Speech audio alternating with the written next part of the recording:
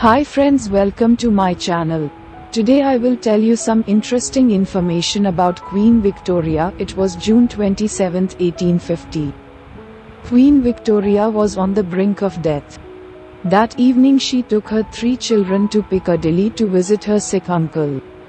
There were hundreds of Londoners waiting outside to see her. Most of them aimed to catch her eye. One of them came there with a different purpose. He is Robert Patay.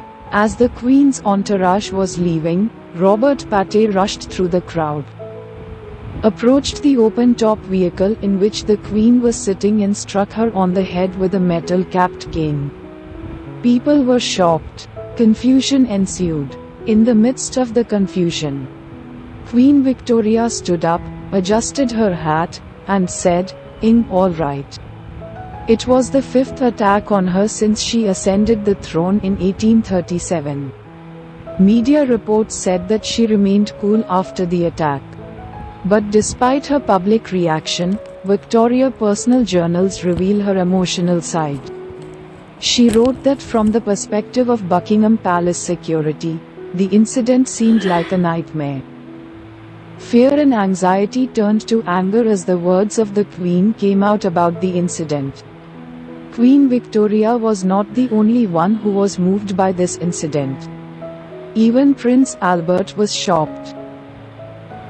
The then Home Minister Sir George Grey also came to Buckingham Palace in tears. Even hours after the attack, Queen Victoria was in such a state of fear that she could not eat anything. However, she went to the opera. There the people who were throwing their hats in the wind and dancing and singing songs like, "God Save the Queen." Although not all people in Victoria's reign were royalists, the attack on the Queen stirred public emotions. She had the determination at a young age not to hide just because she was attacked. Earlier in 1842, a teenage boy named John Francis had pointed a pistol at her carriage as she drove up Constitution Hill. Albert recognized that. However, John Francis did not fire. But he escaped without being found, thinking that there was a conspiracy to kill Victoria. Then Prime Minister Robert Peel advised Queen Victoria not to leave the palace until the person who tried to attack was caught. But she refused. That next evening Albert and Victoria came out in an open-top carriage. So Francis made another attempt. He opened fire with a pistol before the guards caught him. However, the Victoria couple was not in any danger. After this attack the Queen immediately resumed her royal duties. After Francis was caught by the guards and imprisoned, she began to appear in public fearlessly.